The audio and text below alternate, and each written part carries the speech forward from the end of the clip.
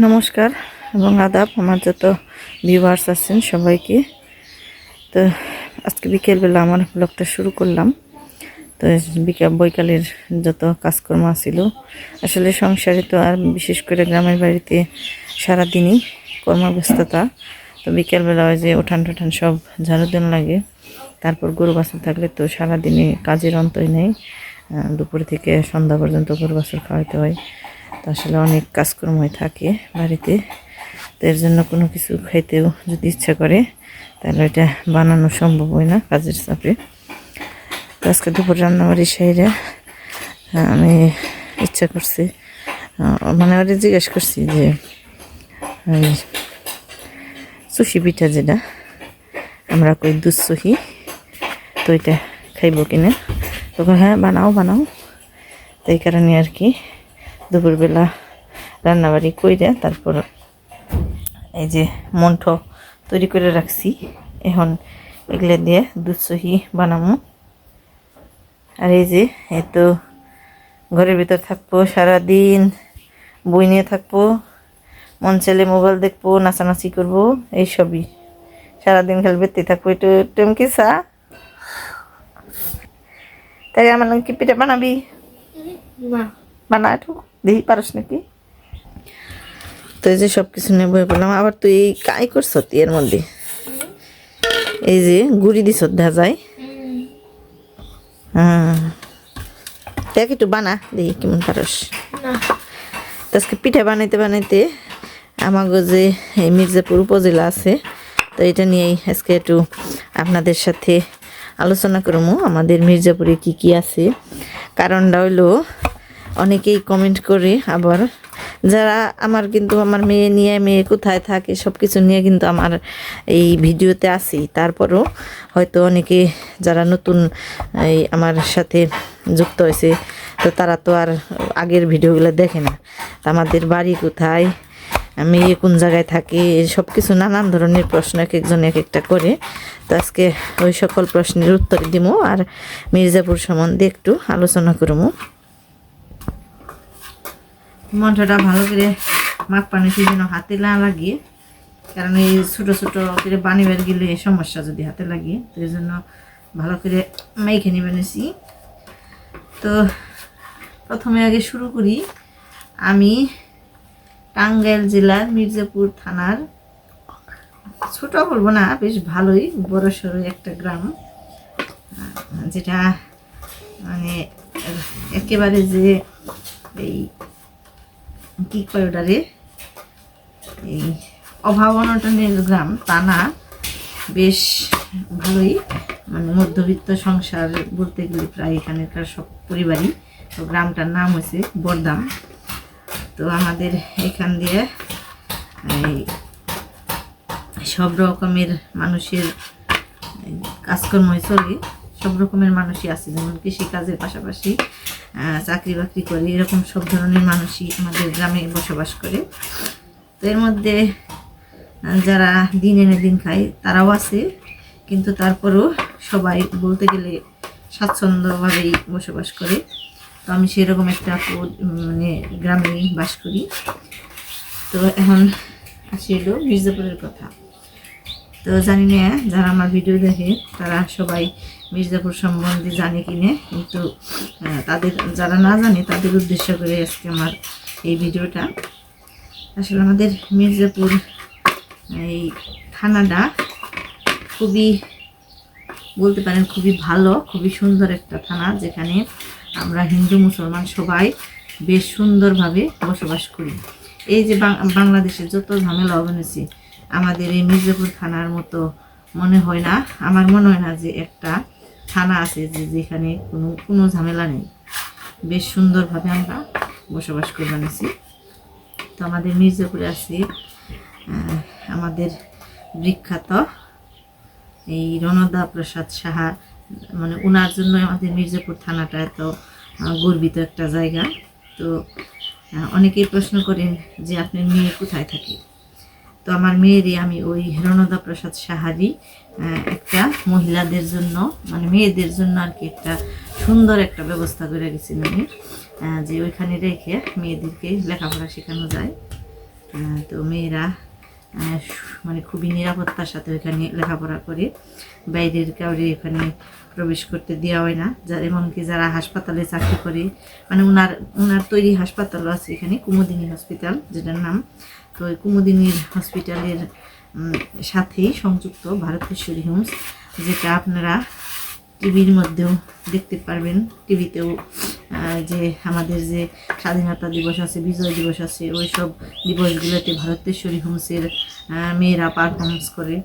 তো তাদের পারফরমেন্স কিন্তু এই মানে বিশ্ববিখ্যাত দেখতে গেলে। তো ওই ভারতেশ্বরী হোমসই আমার মেয়েদের দিছি। আমার জীবনের একটা শখ বলতে পারেন ছিল। আমি যেখানে কিনা বড় হয়েছি ওই সময় থেকে আমার একটা শখ ছিল যে আমি নিজে যেহেতু লেখাপড়া করার সুযোগ পাই নাই, তো আমার আমার যদি মেয়ে হয় তাহলে আমি এরকম একটা জায়গায় লেখাপড়া করামো।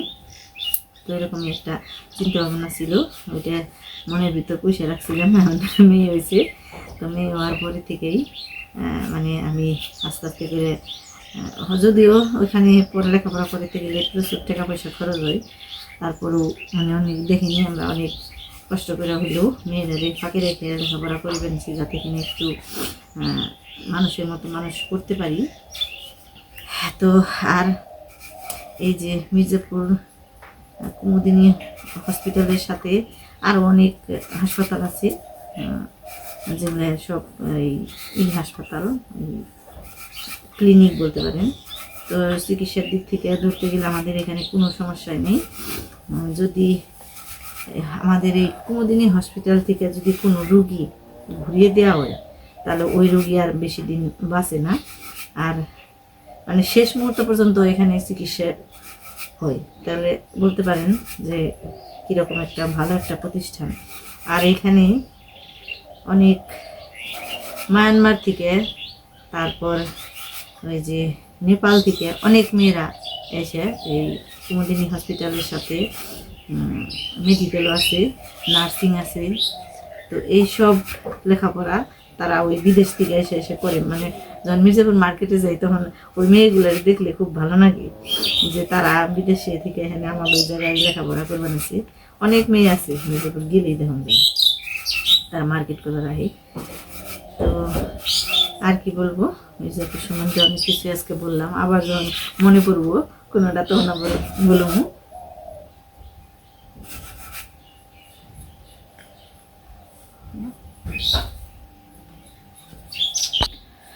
তার একটু বলি, তো মির্জাপুরের এমন অনেক পরিবার আছে যেগুলো তারা কিন্তু বংশ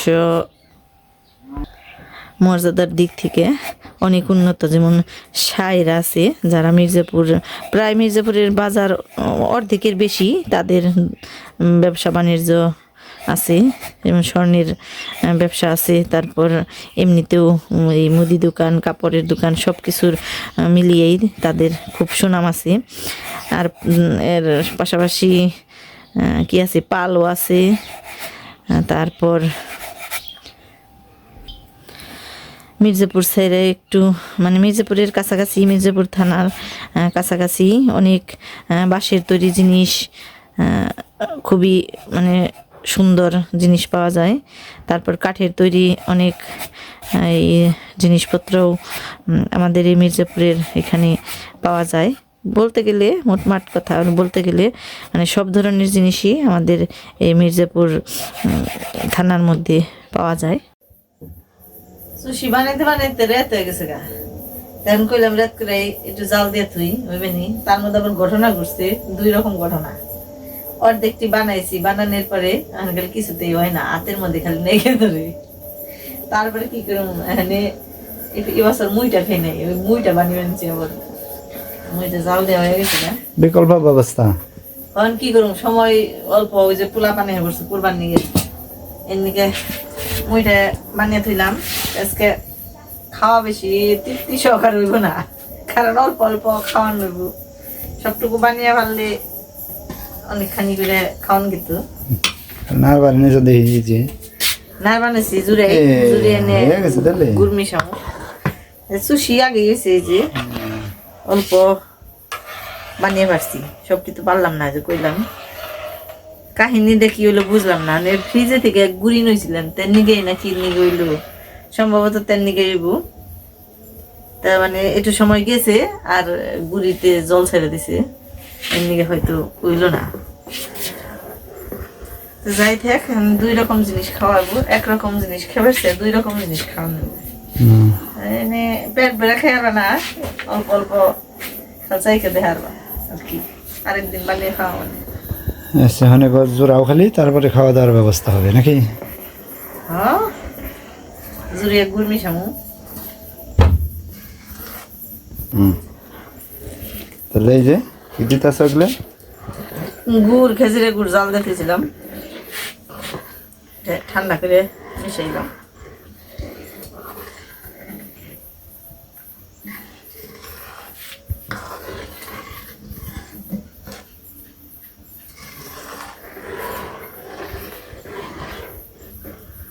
দেখতে ভালোই দেখা যায় খারাপ না খাইতে ভালোই লাগবে তো এই যে হয়ে গেছে চুষি পিঠে নে দুধ সহি কয়ে হয়েছে নেও হন কেরাকুন্ডা নিবে খালি নিয়ে হালাও খেয়ে হালাও ল ল ল ল ল ল ল ল খাইতে থাক রাত্রেবেলা একটু অন্ধকার অন্ধকার দেখা যায় আর যে বাতিটা টিউবলাইটটা একটু নষ্ট হয়ে গেছে মানে এনার্জি বাল্ব দিছি তেমন একটা বেশি দেখা যায় না এই যেভাবে ধরে খাও সেই হবে কিরে মায় কেমন লাগে রে বাপে অসম কষ্টাকে কিছু রাগ একটু কমান যায় না হ্যাঁ এক এক বেলায় আমাকে এক একজনের রাগ উঠে 4 জন মানুষের 4 প্রহরের রাগ উঠে মাথাটা ঢুসে কর দেখি কো হাতে না এই যে মেরে না নিচে আমি যা চাই হতে দেন না বনা শীতের দিন পিঠা খাবেন তো ঠান্ডা পড়বে না না তাও পিঠাই তো ঠান্ডা আনে নাই পিঠা তো বৃষ্টি থেকে পিঠা দিছিলাম তা তো আবার বিকালে রোদ উঠলো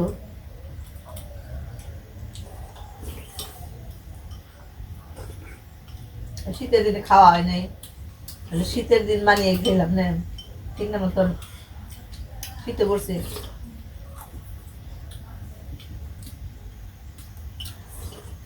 কষ্ট হয়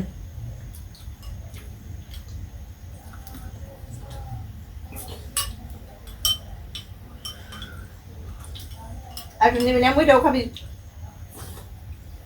মুইটা সকালে খেয়েছি না তুমি খাবে না এখন ভাত খাবো তুমি সকালে খেয়ে কামে যাবে না হ্যাঁ সকাল খেয়ে ভেবে যাইব আর তুই ঘুরতে যাবো আর তো রাগ ভালো না একটু কমেস রাগ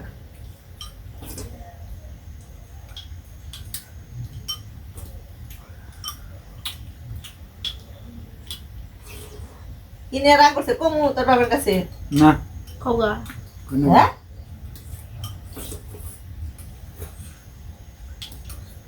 দেখ ভিডিওর মধ্যে আর করলাম না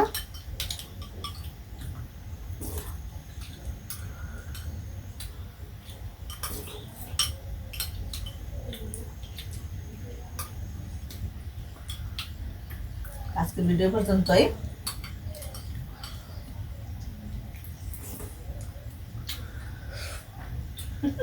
আসো কে আমার মন আছে সব নীরবে খাল খাবেন তো দিছে কও জাগর তাড়াতাড়ি